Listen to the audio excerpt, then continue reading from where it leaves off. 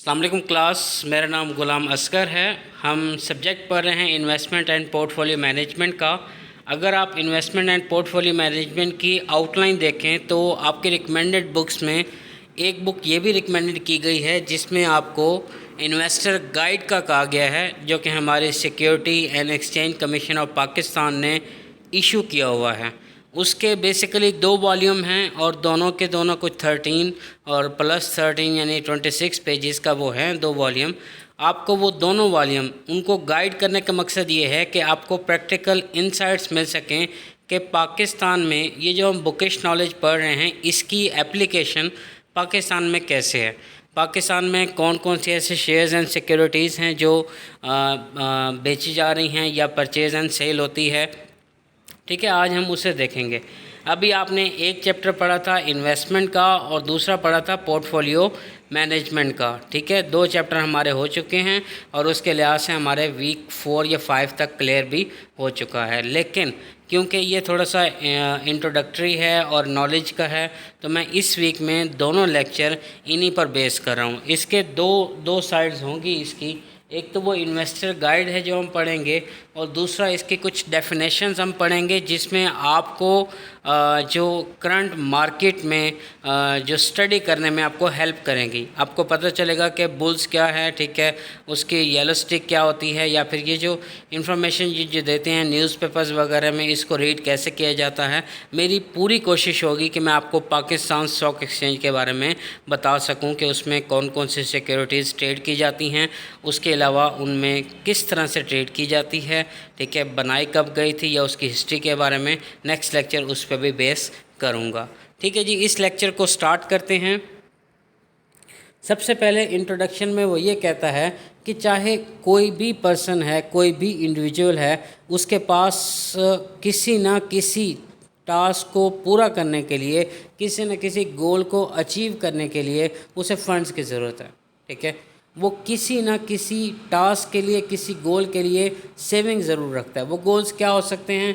आपने घर ख़रीदना है, अपने बच्चों की एजुकेशन है, शादी के लिए ख़र्चा करना है, आफ्टर रिटायरमेंट के लिए प्लान करना है। तो इन सब चीज़ों को, इन गोल्स को अचीव करने के लिए आपको फ़ंड्स को मैनेज करने के लिए आपको फाइनेंशियल प्लानिंग की ज़रूरत है। वो फाइनेंशियल प्लानिंग, वो आपका जो प्लान है, वो आपका प्लान आपको जब आपको गोल अचीव करना होगा उसके लिए आपको फंड्स फराहम करेगा। ठीक है जी, आपकी इन्वेस्टमेंट कहाँ पर आती है? आपका इन्वेस्टमेंट का सब्जेक्ट, आपकी वो प्लानिंग जो आपको फंड्स को अचीव करने के लिए आपने करनी है, वो इन्वेस्टमेंट प्लान बनाने में हेल्प करती है। यानी कि आपकी इनकम जनरेशन के लिए कि आपके लिए बेस्ट इन्वेस्टमेंट कौन सी है जिससे आप इतनी अर्निंग कमा सकें कि आपका फ्यूचर का वो गोल जो है उसे आप अचीव कर सकें। ठीक है जी, आजकल मार्केट में देखें तो बहुत से इन्वेस्टमेंट एवेन्यूज़ अवेलेबल हैं, लेकिन आप जब इन्वेस्टमेंट करने जाएं तो आप इम्पल्स पे काम नहीं करते, आप किसी टिप को फॉलो नहीं करते या फिर फॉलो द हर्ड कि जिस तरह भेड़ चाल चल रही है, जिस कंपनी में अक्सर इन्वेस्टर इन्वेस्ट कर रहे हों आप भी उसी में इन्वेस्ट करें। आजकल होता यही है। इसी तरह से क्या होता है, कंपनीज़ डूब जाती हैं, कंपनीज़ के एसेट्स मेंटेन है, कंपनी के पास मशीनरी है, कंपनी प्रोडक्ट्स बना भी रही है, कंपनी के पास स्टॉक भी पड़ा है, सब कुछ है, लेकिन स्टॉक मार्केट के अंदर उसकी शेयर की वैल्यू जो 1000 प्लस हो, लेकिन उससे डाउन जाके वो क्या होती है 100 पे 200 पे बिल्कुल ज़ीरो की तरफ नज़दीक चली जाती है, जिससे क्या पता चलता है कि कंपनी डूब चुकी है। लेकिन आप जो है आप फॉलो द हर्ड नहीं जाते, आप क्या करते हैं, प्रॉपर एक एनालिसिस करते हैं। एनालिसिस करने में आप क्या करते हैं कि सारी इन्फॉर्मेशन कलेक्ट करते हैं और ध्यान रखते हैं कि जो इन्फॉर्मेशन आपने कलेक्ट की है वो रेलेवेंट होनी चाहिए और वो लॉजिकल होनी चाहिए। फिर उस इन्फॉर्मेशन की बुनियाद पर आप अपॉर्चुनिटीज़ को सेलेक्ट करते हैं, अपॉर्चुनिटीज़ को देखते हैं, अपॉर्चुनिटीज़ में आप अपना इंटेलिजेंट प्लान जो है डेवलप करते हैं। यानी उन इन्वेस्टमेंट अपॉर्चुनिटीज़ में से आप वो इन्वेस्टमेंट अपॉर्चुनिटी सेलेक्ट करते हैं कि जिसके ज़रिए फ्यूचर में आपके गोल को अचीव करने के लिए फंड्स अवेलेबल हों। ठीक है जी, स्टॉक एक्सचेंज की अगर डेफिनेशन पढ़ें तो स्टॉक एक्सचेंज एक मार्केट है और आपको पता है कि मार्केट उस प्लेस को कहा जाता है जहाँ बाइंग एंड सेलिंग हो। ठीक है, तो स्टॉक एक्सचेंज में किस चीज़ की बाइंग एंड सेलिंग होती है? शेयर्स की, बॉन्ड्स की, ठीक है, और यूनिट ट्रस्ट स्कीम है, म्यूचुअल फंड्स हैं, इनकी सेल एंड परचेज़ की जाती है। अब स्टॉक एक्सचेंज का रोल क्या है, ये 4 पॉइंट्स बताए गए हैं जी। स्टॉक एक्सचेंज का रोल क्या है? सबसे पहला रोल स्टॉक एक्सचेंज का ये है कि ये कंपनीज़ को एडमिट करती है, कंपनीज़ का एडमिशन करती है ताकि वो ट्रेड कर सकें सिक्योरिटीज़ में। अच्छा, एडमिट करने से मुराद ये है कि आपको पता है कि जब आप नया बिज़नेस बनाते हैं तो आपका बिज़नेस जो है, अगर वो एक कंपनी है, कॉरपोरेशन है, तो आपको उससे रजिस्टर करवाना ज़रूरी है। जब आप उसे रजिस्टर करवाते हैं तो आप सारे रूल्स एंड रेगुलेशन SECP यानी सिक्योरिटी एंड एक्सचेंज कमीशन के फॉलो करने पड़ते हैं। अब आप सिक्योरिटी एंड एक्सचेंज कमीशन के रूल्स एंड रेगुलेशन फॉलो करते हुए आप अपना मेमोरेंडम ऑफ एसोसिएशन, ठीक है, आर्टिकल ऑफ एसोसिएशन, दोनों आप सबमिट करवाते हैं। ठीक है जी। जब आप अपनी रजिस्ट्रेशन कंप्लीट करते हैं तो आपको कमिसमेंट ऑफ बिज़नेस यानी एक सर्टिफिकेट दिया जाता है, जिसके बाद आप अपना बिज़नेस स्टार्ट कर सकते हैं। ठीक है, आपने अपना बिज़नेस स्टार्ट कर लिया, अब आपको फ़ंड्स की ज़रूरत है। ठीक है, फ़ंड्स के कलेक्शन के लिए आप क्या करते हैं, अपनी कंपनी को लिस्ट करवाते हैं स्टॉक एक्सचेंज में। तो जो मुझे लेके आता है स्टॉक एक्सचेंज के सेकंड रोल की तरफ, जिसमें वो ये बताता है कि कंपनीज़ ने जब अपना कैपिटल रेज़ करना हो तो वो स्टॉक एक्सचेंज में आते हैं। थर्ड वन, स्टॉक एक्सचेंज जो है ये प्लेस देता है, मार्केट प्लेस देता है उन IPOs को। IPOs कहते हैं इनिशियल पब्लिक ऑफरिंग को, लिस्टेड कंपनीज़ को, कि वो अपने शेयर्स की यहाँ पर सेल एंड परचेज़ कर सकें और यहाँ पर इन्वेस्टर्स इकट्ठे हो सकें। लास्ट रोल जो है स्टॉक एक्सचेंज का, वो मार्केट को मॉनिटर करता है। क्यों मॉनिटर करता है? कि मार्केट एफिशिएंटली वर्क कर सके एंड फेयरली एंड ट्रांसपेरेंटली। ठीक है, अब एफिशिएंट में आपको बहस की जा सकती है कि जी एफिशिएंसी से क्या मुराद है। ठीक है, एफिशिएंटी मार्केट हाइपोथेसिस में क्या कहता है, ये लास्ट लेक्चर जो मैंने किया था उसमें भी बहस की थी कि उसकी कुछ अजम्पशंस हैं। अजम्पशंस में कि आपकी इन्फॉर्मेशन जो है वो रेलिवेंट होनी चाहिए, या सेलर एंड बायर दोनों के पास इन्फॉर्मेशन सेम होनी चाहिए। ठीक है, तब मार्केट एफिशिएंटली काम कर सकती है जी। उसके बाद है स्टॉक एक्सचेंजेस इन पाकिस्तान। नॉर्मली जो है पाकिस्तान में 3 स्टॉक एक्सचेंजेस एग्जिस्ट करती थी, Karachi stock exchange, Islamabad stock exchange, Lahore stock exchange. जो कराची स्टॉक एक्सचेंज है ये सबसे बड़ी है, इसमें टॉप 100 कंपनीज़ को जो है शो किया जाता है, इसमें रजिस्टर्ड की जाती हैं। ठीक है, और जो स्टॉक एक्सचेंज इस्लामाबाद है या फिर लाहौर है, वहाँ मैक्सिमम कंपनीज़ जिनको शो किया जाता है, टॉप की 30 कंपनीज़ को शो किया जाता था। फिर उन्होंने क्या किया कि तीनों स्टॉक एक्सचेंज को मर्ज कर दिया और तीनों की स्टॉक एक्सचेंज का एक ही नाम रखा, पाकिस्तान स्टॉक एक्सचेंज। अब वर्क तीनों कर रही हैं लेकिन under the rules and regulation and under the head of Pakistan stock exchange जी। अब आ जाते हैं ट्रेडिंग एंड सेटलमेंट की तरफ, जो कि टॉपिक हमारा इंटरेस्टिंग है। इससे पहले हमने जो इन्फॉर्मेशन अभी अवेल की उसमें से अक्सर इन्फॉर्मेशन आपको पहले से पता थी। तो स्टॉक एक्सचेंज में कंप्यूटराइज्ड ट्रेडिंग सिस्टम रखा गया।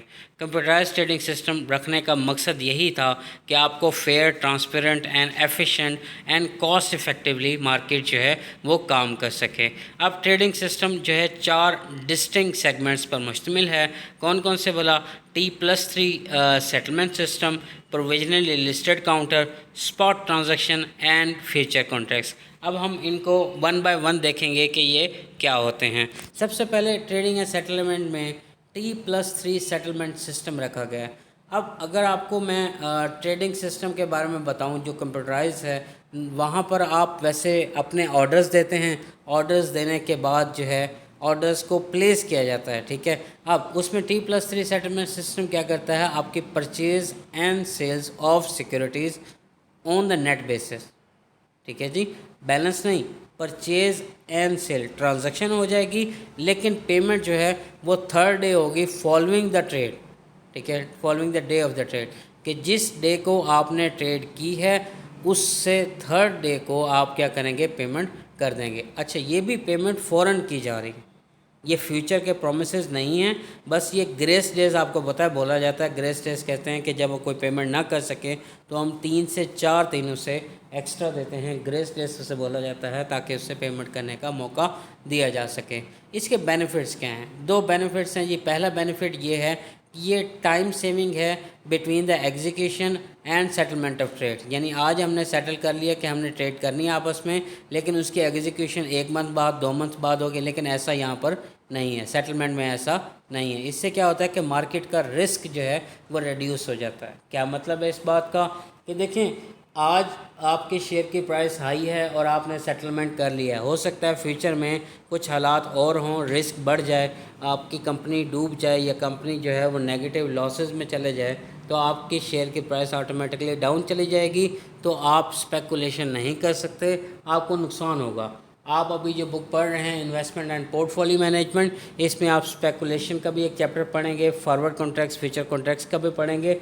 वो दोनों टेक्निक्स हैं आपकी स्टॉक एक्सचेंज में इन्वेस्टमेंट करने की। दूसरा ये है कि ये सेटलमेंट का रिस्क कम करता है और सेटलमेंट का साइकिल बहुत ही शॉर्टर है। मैं आपको पहले भी बता चुका हूँ कि सिर्फ ग्रेस डेज को इन्वॉल्व करता है और ग्रेस डेज 3 या 4 दिन को कहा जाता है जिसमें पेमेंट की जा सके जी। दूसरा है प्रोविजनली लिस्टेड काउंटर। अब वो कहता है कि जहाँ पर दूसरी इन्वेस्टमेंट्स मौजूद हैं वहाँ पर शेयर ऑफ़ द कंपनीज जो हैं ये मिनिमम पब्लिक ऑफरिंग है। इसकी मिनिमम पब्लिक ऑफरिंग भी 100 मिलियन की है और ये सबसे ज़्यादा ट्रेड किए जाते हैं कंपनी स्टॉक एक्सचेंज में, ठीक है। और इनकी स्टॉक एक्सचेंज की जो सेल एंड परचेज़ है ऑन द काउंटर की जाती है। देखें, आप लोगों को पता है कि जब भी नई कंपनी बनाई जाती है तो जो भी शेयर्स की इनिशियल पब्लिक ऑफ़र होता है वो बैंक के थ्रू होता है। बैंक क्या करता है, आपकी शेयर एप्लीकेशन कलेक्ट करता है। शेयर एप्लीकेशन कलेक्ट करने के बाद वो आपकी एप्लीकेशंस को कंपनी तक पहुंचाएगा। कंपनी उस एप्लीकेशन की रैंकिंग करेगी और उस रैंकिंग के बेसिस पर वो शेयर की सेल एंड परचेज सेल कर देंगे जी। अच्छा जी, कंपनी ने शेयर सेल कर दिए और कंपनी स्टॉक एक्सचेंज में रजिस्टर्ड भी हो गई। रजिस्टर्ड होने के साथ वो लिस्टेड कंपनी बन गई। अब उसके वो शेयर्स जो हैं वो T+3 जो काउंटर है वहाँ पर रखे जाएंगे। अब आप वहाँ से वो शेयर सेल एंड परचेज़ कर सकते हैं। लेकिन शेयर एंड परचेज़ जो है sale and purchase after the date of listing the company, जिस डेट को आपने कंपनी लिस्ट की उसी डेट को वो शेयर्स जो होंगे T+3 काउंटर पर पहुंचा दिए जाएंगे। अब आ जाते हैं जी स्पॉट एंड T+1 जो है ट्रांजैक्शंस। T+1 ट्रांजैक्शन भी कहते हैं, इसे स्पॉट ट्रांजैक्शंस भी कहते हैं। इनका मतलब यह है, स्पॉट ट्रांजैक्शन ऐसी ट्रांजैक्शंस होती हैं जिनकी डिलीवरी सिर्फ उसी वक्त की जाती है जब पेमेंट्स की जाएँ, यानी प्रोडक्ट आप उसी वक्त ट्रांसफ़र करेंगे जब उसकी पेमेंट की जाए। नॉर्मली जो पेमेंट है या फिर जो ट्रांजैक्शन है वो 24 आवर्स में कंडक्ट करवाई जाती है। फिर है जी फ्यूचर कॉन्ट्रैक्ट्स।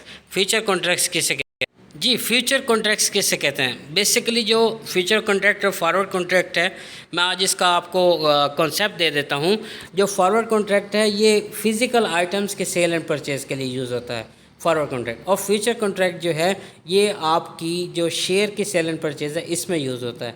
क्या करते हैं, आप एक कॉन्ट्रैक्ट करते हैं जिसमें purchase and sale of financial tangible assets at some future date, ठीक है, एट आ फिक्स्ड प्राइस। देखें, आज आप अगर देखें तो चीनी जो है वो 97 या 103 की आज मिल रही है।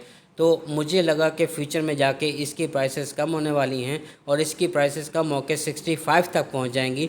तो मैं आज कॉन्ट्रैक्ट करूंगा कि 3 माह के बाद, मैं स्पेकुलेशन कर रहा हूं, मुझे नहीं मालूम, मुझे नहीं कंफर्म कि वाकई वो प्राइसेस कम होने वाली हैं या नहीं, और मैं उसकी प्राइस सेलेक्ट कर लेता हूं अगली पार्टी के साथ कुछ 50 के करीब करीब, ठीक है। मैंने स्पेकुलेशन की, आज बैठ के 3 माह बाद की स्पेकुलेशन की कि प्राइसेस में डिफरेंस होने वाला है। उसकी बेसिस पे मैं आज प्राइस डिसाइड करते हुए कंपनी के साथ कॉन्ट्रैक्ट कर लेता हूँ। या अगर आप दूसरे तरीक़ों से समझना चाहें तो आप कंपनी के साथ 3 माह का भी कॉन्ट्रैक्ट कर सकते हैं कि 3 माह के बाद ये सेटलमेंट प्लेस होगी, लेकिन हम कॉन्ट्रैक्ट आज कर लेते हैं और उस वक्त मैं इतनी प्राइस पे करूँगा। अब कंपनी भी स्पेकुलेट कर रही होती है, उनके अपने एनालिसिस हैं, आपके अपने एनालिसिस हैं, ठीक है जी। ये फ्यूचर कॉन्ट्रैक्ट कहलाता है।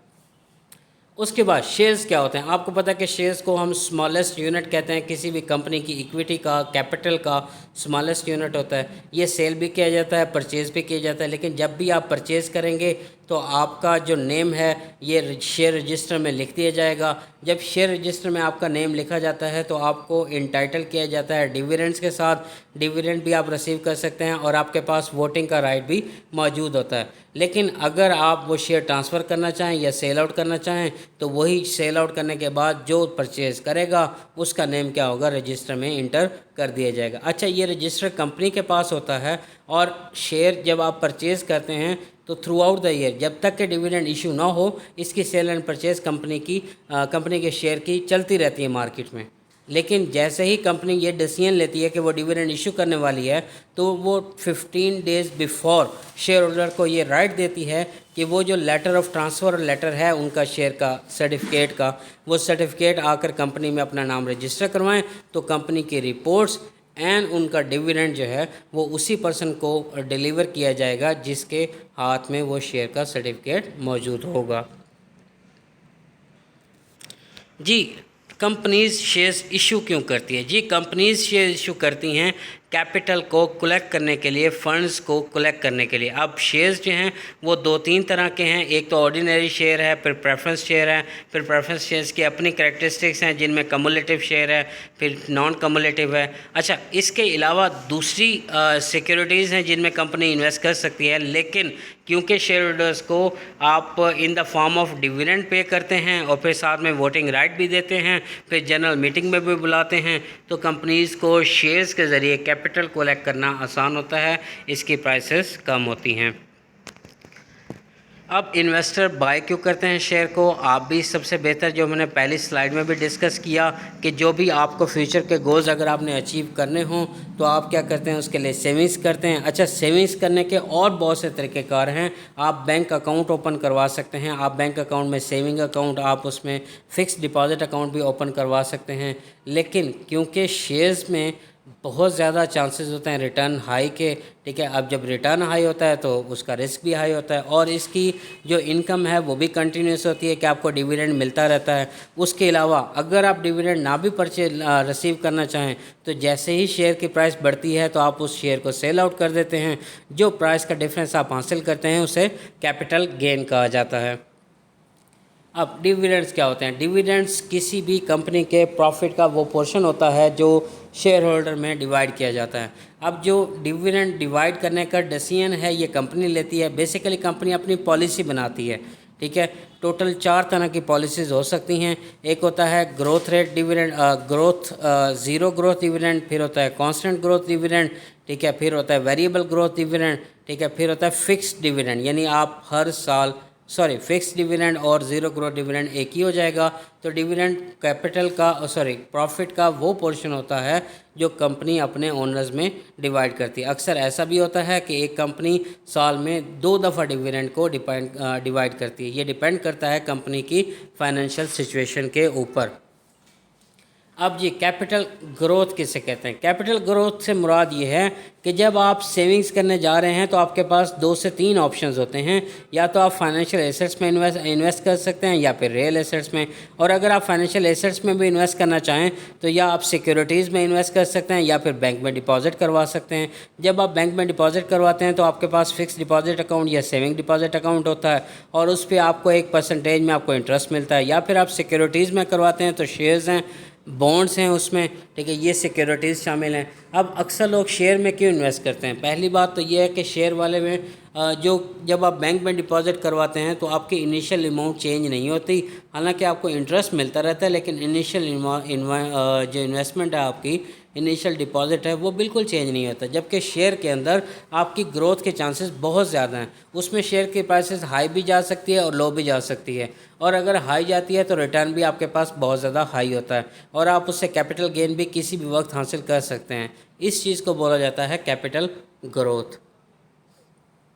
दूसरा, रिस्क एंड रिवार्ड। आप पहले कितनी दफ़ा बहस कर चुके हैं, मैं रिस्क वाले चैप्टर में भी इसे बहस कर चुका हूँ कि आपका जो भी डिसीजन है उसमें रिस्क लाजमी इन्वॉल्व है। रिस्क को कंट्रोल किया जा सकता है। रिस्क कितनी किस्म का होता है? 2 किस्म का होता है।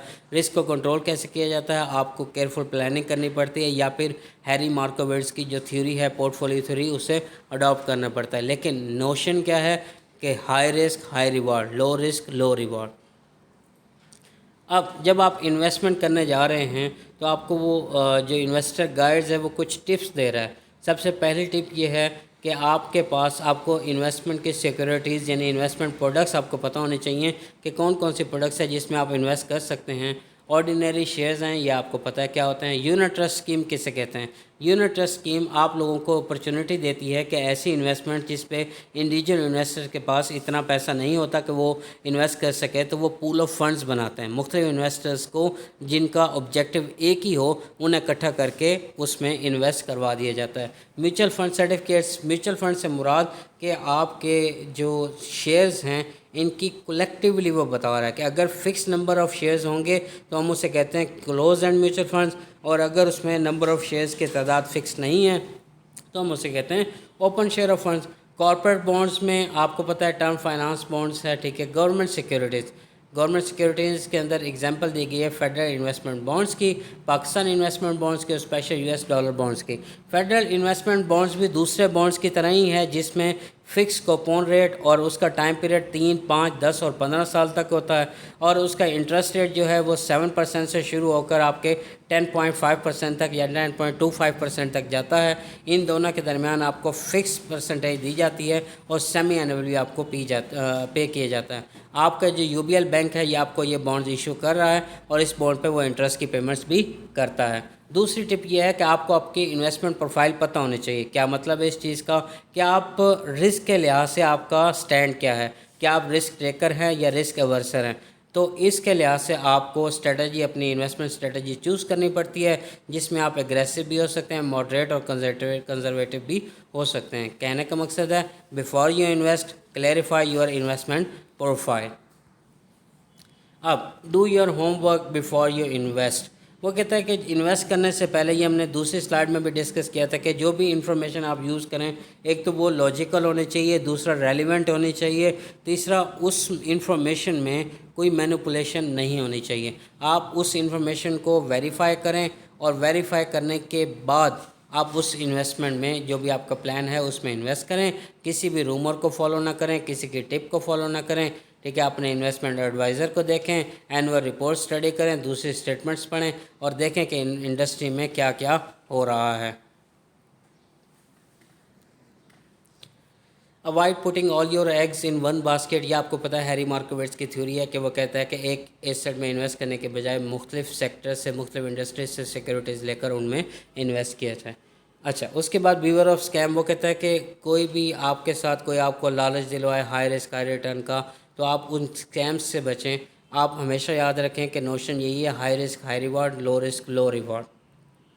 इन केस कि अगर आपके साथ फ्रॉड हो जाता है तो आप SEC को क्या करते हैं, कंप्लेन कर सकते हैं। उन्हें रिटर्न कंप्लेन की जाती है, सिक्योरिटी का नेम मेंशन किया जाता है, ठीक है। आप सबसे पहले तो जो भी उनके लिस्टेड ब्रोकर्स हैं उन्हीं के साथ ट्रांजैक्शन करें। अगर उनके अलावा किसी के साथ हो भी जाता है तो आप उससे कंप्लेन कर सकते हैं। ये लास्ट स्लाइड में आपको कंप्लेंट सेल का एड्रेस भी दिया गया है। रिटर्न में डिटेल आपको फॉरवर्ड करनी पड़ती है। Security and exchange commission of Pakistan का जो दफ्तर है, जो ऑफिस है, वो इस्लामाबाद ब्लू एरिया में है, ठीक है। यहाँ पर आप उन्हें फैक्स भी कर सकते हैं और उनकी वेबसाइट पर कंप्लेंट सेल में पोस्ट भी कर सकते हैं। Thank you so much. Next lecture जो होगा वो आपकी डेफिनेशंस या फिर टर्म्स जिसे आप कह सकते हैं उन पर बनाएंगे। अल्लाह हाफ़िज़।